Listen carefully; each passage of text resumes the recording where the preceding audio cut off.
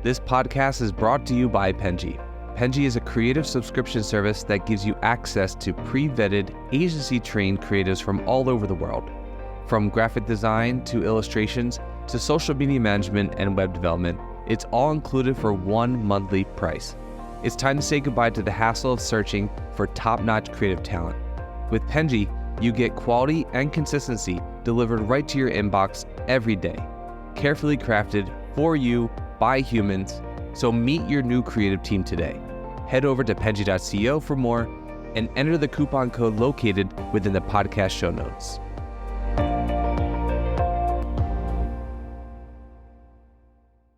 Alrighty, hello everyone, and welcome to the Fully Managed Podcast, the podcast where we discuss marketing and business tips to help assist you on your business journey. I'm your host, Shannon, Penji's partnership coordinator, and I'm joined here today with a very special guest, Deirdre Tindall from Tindall Creative Marketing. Thank you so much for joining me today. Thank you, Shannon. I'm excited to be here. Thank you. I appreciate that. So could you start by telling us a little bit about yourself, kind of how you got to this point in your career, and then anything that you think might be relevant that, the audience might want to know. Absolutely. So I have a full service digital marketing agency. We're based in Connecticut, but we're all over the country.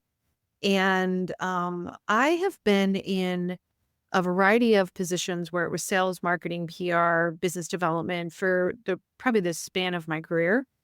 I've always loved marketing, and I love how marketing and sales and business development need to sort of work together. I started my business 7 years ago after sort of being pushed gently by a really huge mentor of mine who's actually a client now.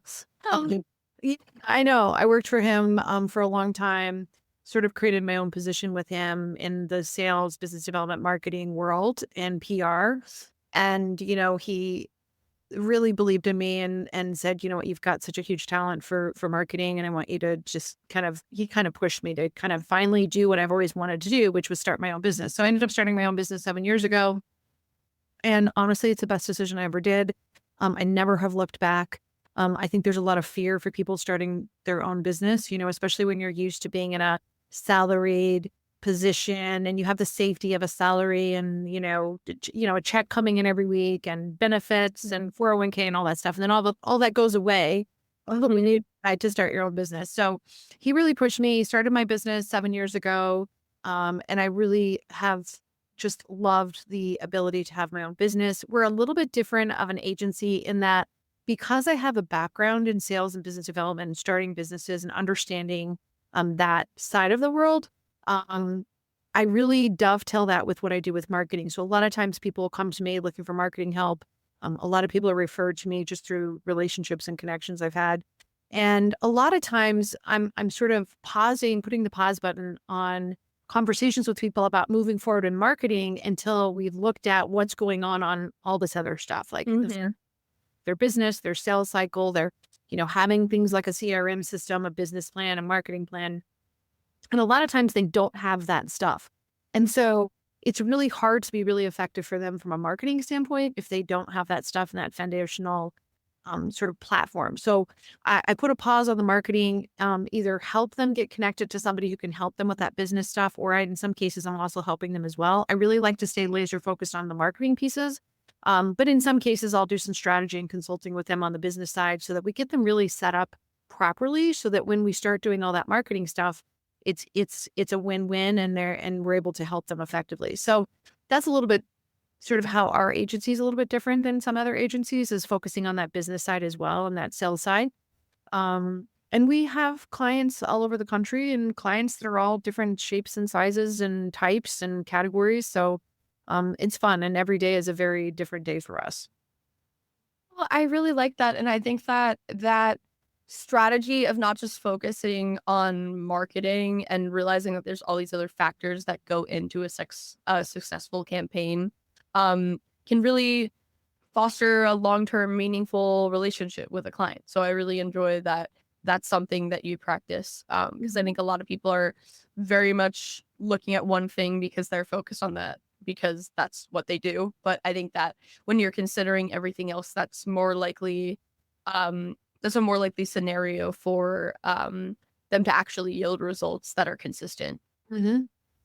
So in this kind of results driven industry, how do you balance creativity since you are a creative marketing agency with measurable outcomes? Yeah, so as you know, being in this marketing space, right? It's always difficult as a marketer to, when companies hire you, to say, okay, I'm paying you, like where's the ROI in this, right? And um obviously there's a lot of analytics that we utilize in a lot of different capacities with what we're doing, right? I mean, whether it's we're running social media, right? We can get analytics on how well we're doing. We obviously set goals for clients to help clients with goals that they want to achieve in their marketing results. So we're able to track a lot of stuff now, and with all the technology that we have at our sort of within our wheelhouse now, we're also able to track. But you know as well as I do, marketing is such a multifaceted, huge wheel, right, if you will. And, a lot of times we get people saying, I saw you on the billboard, I saw you on the TV commercial, I saw you on the radio station, I saw you all these different places, because you ask them the question, like, where did you hear about us, right? And a lot of times they can't tell you specifically because they've seen them in a variety of ways. And so when they make that phone call to finally make a call to buy something or to discuss something about something they're interested in, a lot of times they can't say exactly where they saw the person or where they heard about it, but they've just seen them everywhere, right? And so that's sort of having a multifaceted approach for clients. And that's my big thing that I work with clients on is like, it's not just putting up a Facebook page or just putting up a beautiful website or just having a beautiful brand is not enough. That's not going to get you business, right? And so that's where that strategy comes into play, and looking at all the different things that we could or couldn't be doing based on what your desired results are, based on your goals, and based on the buyer that you're trying to go after. Because I think a lot of times companies that we see, they don't really even know who their ideal buyers are, right? Or buyer personas. So we almost have to kind of go back a lot with clients and say, and help them to understand not every client is a good client, and to really hone in on what is the ideal client that they're looking for. And then from there, we can decide where those people are, and then we can decide where we want to market to them, right? Because if their ideal client is, 65 years old, well, then you don't need a TikTok account. Yeah. If your ideal client is, in their 30s or in their 20s, then maybe we need to be thinking about marketing on TikTok. So there's a lot of different things and factors that go into what we're doing for clients and how we track the results. I mean, again, with all the technology that we have at our hands now, it's much easier to do a lot of analytics on things that we're doing for them. And then, the biggest compliment of our work is getting phone calls from clients saying, you know what, ever since we started working with you, the number of calls that are coming in, the number of people that are purchasing from us, right? Then we know we're doing a good job. Because the strategy, the multi-pronged approach is working for the clients, those that are willing to listen and those that are willing to invest in it. Yeah, no, I definitely understand that. It's hard to sometimes pinpoint what specific strategy is working, especially when it's just feedback that you're getting. But as long as there's a clear uptick in the amount of calls or sales that are coming in, then you clearly know that if it's a stark difference from before you were hired, that you're really Absolutely. doing. Absolutely. Yeah. Absolutely. And that is really working with the client to really develop what the goal is and what they want to accomplish, and getting them to really hone in on that, and then deciding is the best strategy. Which avenues are we going to use? What kind of campaigns are we going to be, focused on to help them get to that goal? And then obviously having the analytics to be able to back it up. Have you ever had a campaign that you worked on that kind of changed your perspective on how to do any in the future? Like something that worked really well that you hadn't considered before or something like that? Yeah, I mean, in all the years that I've been doing marketing, I think, it's really trial and error sometimes, because you just don't know until you do. And that's why I really hone in with clients, and I feel like I keep telling them over and over again, like, we need a strategy here. A lot of people are just like buying this and trying this and doing this, and working with different people to do different aspects of marketing or different aspects of sales, and all those people aren't talking and it's not cohesive, and then they end up spending a lot more money than they really need to be doing. So that's why I keep honing in on like strategy. And then we can decide for a particular client, this may work. Let's start here. Let's try this and let's track it and see what happens. Let's not do a million different things. Let's track a few things, try a few campaigns, see how effective it is based on the people we're trying to go after. And then if we're not getting results, we're very nimble. Like I'm very nimble and adapting very quickly just to change course based on what we think we need to be doing. Have every single one of my campaigns that we've ever employed for a client worked? No, absolutely not. Sparkling. You can't even guarantee it.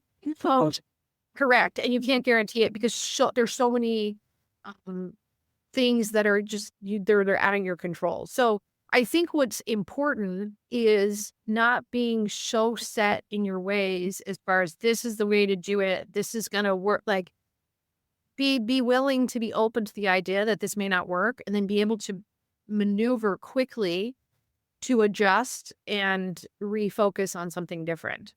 Yeah, I think that being able to react in the right way anytime a campaign does fail, quote unquote, because I think that failure is kind of objective, but I think that is the best thing that you can do in a marketing role. It's very tricky. Marketing is a gamble. I think we all like understand that phrase and know it very well, is that you can do everything right and still it might not end up the outcome that you wanted. And that doesn't mean that, you didn't do your job well. It just means that there's so many factors that contribute to, the success of doing that. And it's good to just readjust and, pivot every time that happens. And I think that's like what, can still make you successful, and also like communicating with a client, I'm sure. Constantly communicating. Exactly. I mean, that's the key, right? Is I'm in constant communication with my client at all levels about what's going on, constantly checking in with them. Because you hear that a lot where they've worked with other people in the past who basically take their money and run, and like they're not seeing results. They're not sending them analytics. Like I just got off a call this morning with a very major law firm that I'm working with. I'm doing consulting, and they're supposed to be getting analytics every 30 days, and they're not getting it from this company that they're using for their website. And I just kind of came in consulting, and they haven't gotten analytics in like 2 years. And so the question is, why aren't they sending you analytics? But more importantly, that those are things that companies should be sending them based on the contract, and they're not. So for me, Sure. I over communicate to my clients. I'm constantly in contact with them, whether it's phone, text, FaceTime, whatever it is that they need to do. They always have access to me. And I think that right there is a huge difference, because a lot of people were not doing that face-to-face like everything is an email, everything is an attachment. There's this disconnect. And for me, I really want to pick up that phone, talk to them, connect to them, jump on FaceTime, whatever it is we need to do in order to make sure that they feel comfortable with what we're doing. Yeah, no, I completely agree with that. Even as much as a lot of my job is podcasting, I do think that I value the face-to-face contact a lot, because I don't know, it's just a way to get to know people and learn, and learning is my favorite thing, for sure. But I think that it's similar to a client relationship, in the idea that, just because they're hiring you for a purpose doesn't mean you can't learn from them consistently. And because of constant communication, you can continue to learn from each other. And I think that that's something that's really valuable in that space. I think that a lot of people, one, don't have proper communication with their clients, but also they don't understand them well, if that makes sense. No, totally. And I've even gone so far as I've worked with a couple of different franchises, and I think the franchise owners were shocked when I showed up to actually work on the floor and said, "Hey, I want to see what it's like." Like, I remember going into a Jersey Mike's that I was working with and consulting with, and I showed up and said, "Hey, I want to work a shift for a couple hours, and I just kind of want to see how you're delivering, how are you delivering this to the consumer? How are your staff delivering this? What does this feel like for them?" Right? Because I think if I have that experience, then I can understand them better, and I can also help market them better because I've lived that experience. So I know it's kind of like non-traditional for people to do that, but I do that. And I think, again, that's one thing that sort of sets me apart in terms of people choosing to work with me. No, I really like that. I do. It almost reminds me of this is maybe a silly comparison, but like celebrities that go to work in a fast food place. So like they're just like us. Hey, but I'm definitely not a celebrity, but I know what you think. It's like it's almost it's just an experience of like understanding, the people that, support you. And I think that that's something that's very down to earth, and I think that when people see that, they understand that you're they're an extension of your business and not just not just a person that you get a check from. Absolutely. And that's and that also, like, it's almost a level of what's the word I'm looking for? Responsibility, maybe, of the fact that you have a more personal connection with them. So you're not only are you probably more inclined, I mean, if you seem like a good person, you're more inclined to do better because you understand like what they're dealing with from on the ground, but also that they probably feel like maybe, oh, you'd probably feel a lot worse if you didn't do your job well because you know them. Well, again, I think, we have roofing clients, we have electrical clients, and we have the gamut, right? And so, I mean, oftentimes, I know, like, when I go to the job site, if I'm going to my roofing client, like, I know all the foremen, I know all the guys that are on the job, because I frequently show up and I'm there and I'm present. And so it's not just when the owner is there, it's really being present and being connected to all those people. Because again, I think if you have that understanding of what they're going through on a day-to-day basis and what it's like to sell the product and what it's like to implement the product and whatever, I think that really gives you a unique perspective, and you can truly, like, I don't need to know everything about roofing. I just need to know enough to make me dangerous so that I can be effective for them. Right. Yeah, no, I think that's a really great point, and this is honestly an approach that I haven't heard before, which is really, really cool. I like it a lot, and I think that it definitely has to be effective because I just really believe in personal approaches, like, so heavily. I think that agencies have maybe gotten away with that a little bit with, technology advancing and all that jazz, but I really do believe that it works because people, feel that you care, and I think that that's what a client wants most of all. I'm sure there's some that don't really care that much, but I definitely think that is the majority feeling. Yeah, absolutely. I don't want to ever get to the point where I'm so large that I'm not able to do that. That's why I keep my agency small and I pick and choose like the types of people that we want to work with. Like I said, not everybody is a good client. Yeah. I think when you accept that and you understand that, that leaves you room to keep focus on the ones that are really the right client for you. And then you could be more effective for those types of people. Exactly. It's also having a level of respect for your business and who you want to work with. That's not just, a bad client for you might not be a bad client for another agency, but it's just, you're going to do your best work with the people that you think you work best with. And, Correct. Absolutely. They're obviously going to appreciate that too, the client, of course. Do you have a favorite job site that you've been on? Shannon, I've been on so many different job sites. Well, not to offend the roofers, but I'm sure the roofers aren't like the best ones, It's not that they're not lovely, not that the roofers aren't nice people. I'm saying maybe it might be boring to learn about roofing. No, you know what? Like you said, like I'm on a constant journey of it's unbelievable how much I learn every day from, every person that I interact with. But I love that. it's so interesting. Like every single day like I said, today I'm working in a client and it's a co-working space. And, it's just so interesting, the people that you meet up here and all of the different things that I'm learning from other people that are here, working here and have offices here.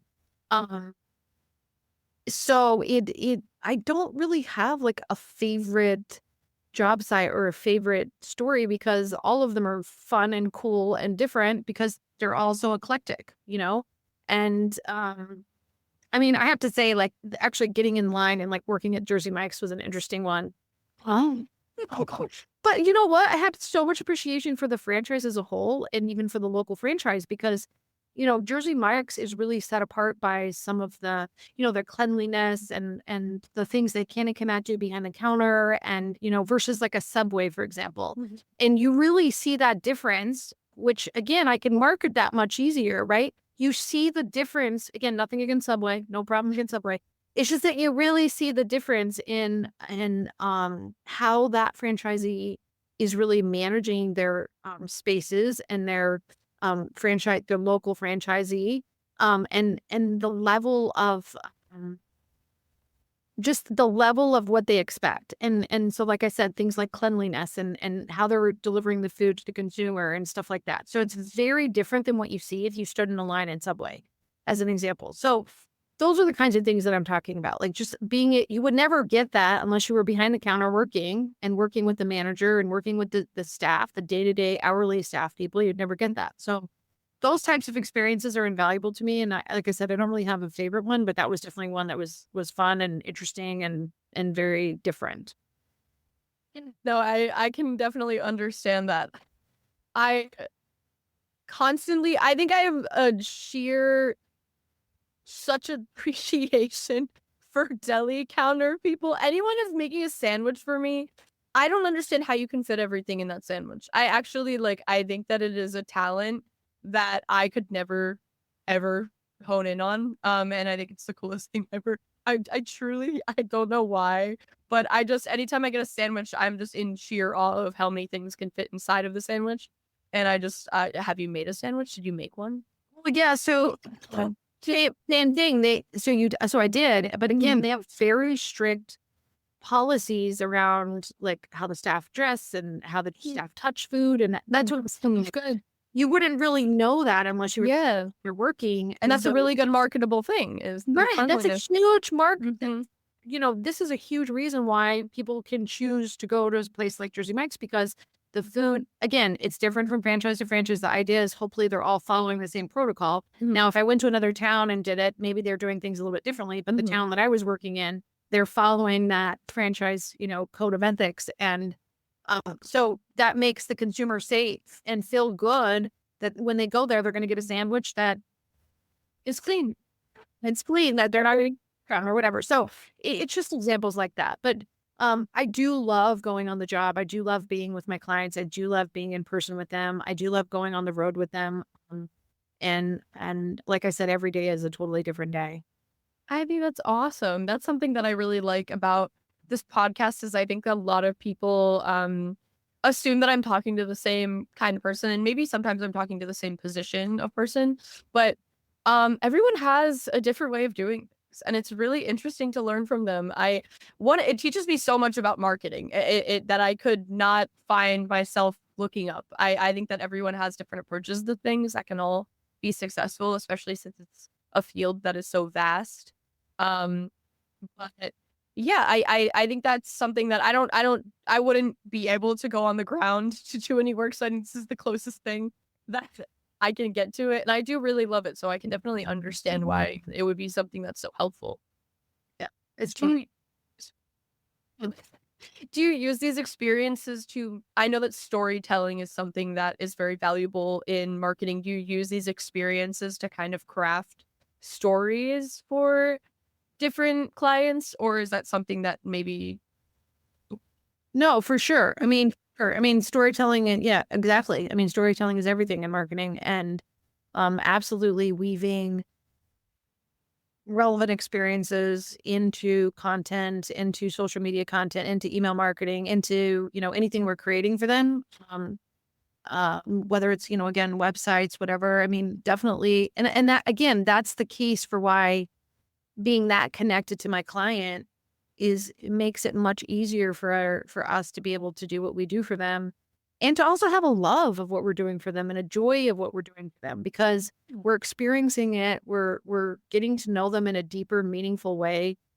And then it's much easier to be able to help them market their messaging out to the world or the consumers that they're trying to get it out to. It's much easier to do our job. So yeah, absolutely. I think those experiences do play into the storytelling of the client. I really love that. I think that that firsthand experience is really great too because you have a better idea of what they actually do rather than them telling you. I think that that's it's more of a full picture of being able to create that story rather than they might leave things out that you think would be really important and marketable and important for the creative team to be able to Mhm. go with. And I think that that is invaluable. Like I think that there are so many things that, especially I've noticed with agencies, that founders leave out of their story that they think aren't relevant or important, and they really are. A lot of the time, there are so many things that they're not thinking of because they don't think it's marketable or they don't think that it matters. But I think that there's so many things that consumers care about that you might not be centered in to realize that that's something that would really be a selling point for what you're doing. Right, for sure, for sure. So that's something that you can really get a good feel for.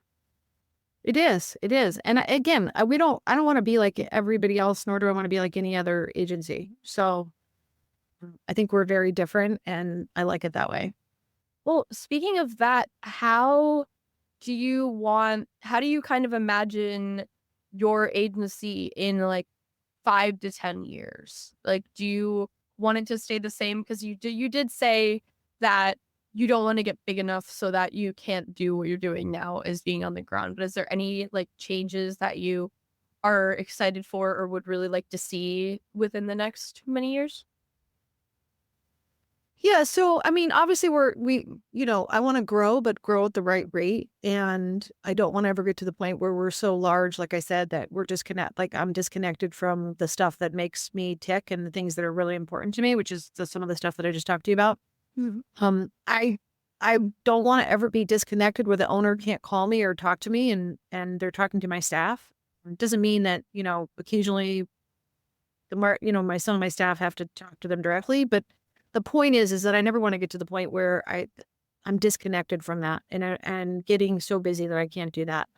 Um, and I probably need to put better boundaries in place for time. Yeah. I Perhaps, see that a lot.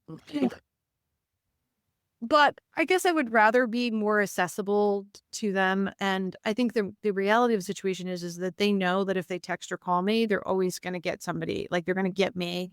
And I may not be able to talk to them at that moment in time, but I'm always messaging back saying, "Hey, I'm doing X, Y, Z. I'll be able to contact you in a couple of minutes or 15 minutes, or just so they know that I'm validating that they connected with me."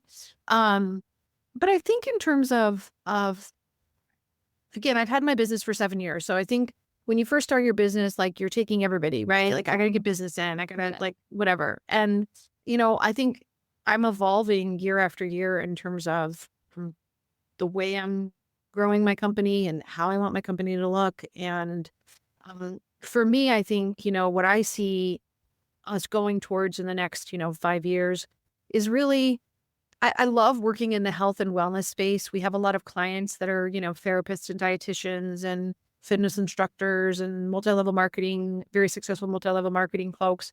Um, and I love that space because I myself, that stuff is important to me, fitness and health and all that. So I see myself and we're sort of migrating that way a little bit.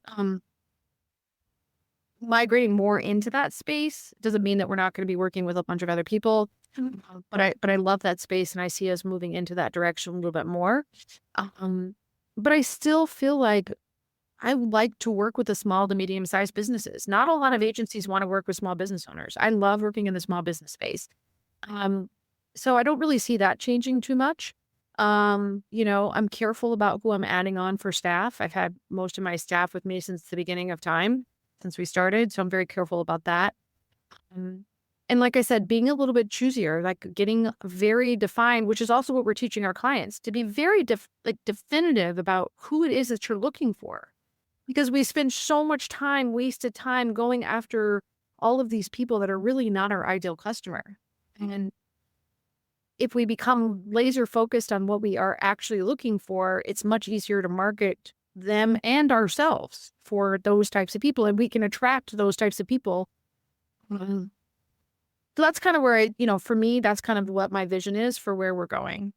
I really like that. I mean, it's nice that you are excited to maybe be more involved in a field that you personally care about. Not that you don't care about all of these other industries that you're tapped into. Um, but I think that when people work in a field in which they're passionate about naturally, it's something that is a really good fit. It's exciting every day. I think that it really seems like you are just excited for new experiences too, which is really nice because that means, you know, I think that there's something really important to say about how you mentioned of, being more choosy because I think that I lost my train of thought.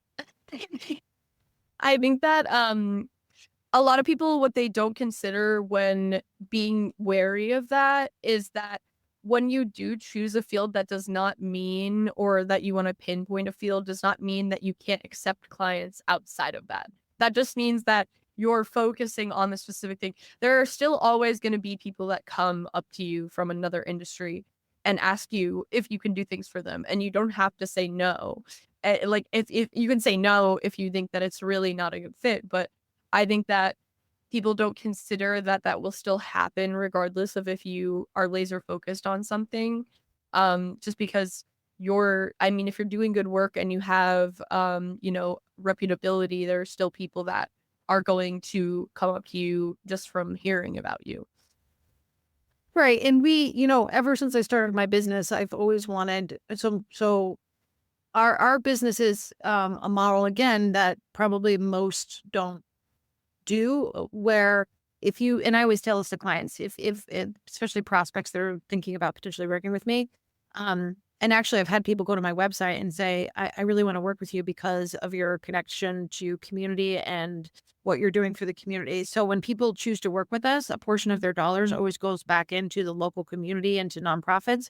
And sometimes it's the nonprofits that we're always working with, or sometimes it's the nonprofit that the client comes to me and says, hey, I want to do this person. We want to help this person. And so that's another piece, is that finding people that I want to work with that have that same community minded responsibility is also something that I'm working on in terms of, and I think intuitively those people sort of come to you, sort of like what you put out there is what you get back. And I think, word of mouth, especially for us, like we are, one of the things we work on and we teach clients is like, if you take care of your current customer base and you take care of them really well, and you know everything you could possibly know about them, and you're constantly staying in touch with them, even when you're not getting money from them, and that cultivation of that person, you don't have to spend as much money on marketing dollars, because the person that you're taking care of, your current client, is always going to keep referring you to their spheres of influence.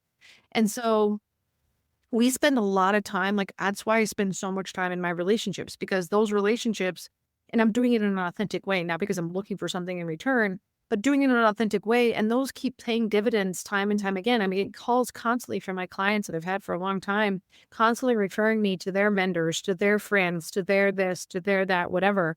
And so I think for me, it's the authenticity and those connections and cultivation of the people that are in my network and my clients is really the most important thing for me. I really value that, and I'm happy that you said it because one, I think this is where we have to end because we're a little over time, but that means it was a really fun conversation. So I appreciate you, but I also appreciate that you ended on that note. 'Cause I think that's Absolutely. something that people should really value, especially in the agency space. But I think always, and I hope that people, actually listen and take that into account. I think that would be absolutely lovely, and I hope Well, we'll see that more. yes. Well, I appreciate being, on the show, and I appreciate spending some time with you. It's been great. Thank you so much. I really appreciate it. And then thank you everyone for watching or listening. Don't forget to like and subscribe. Just hear more stories and learn more things like I get to do every time I do this podcast. Thank you so much. Thank you. Have a good day. You've been listening to Fully Managed, brought to you by Penji. Check out the show notes to learn more about today's guest, and to learn more about Penji, the human-first creative subscription service, head over to penji.co. And by the way, if you're still listening, it would mean the absolute world to us if you were to share this podcast with a friend, and of course, subscribe.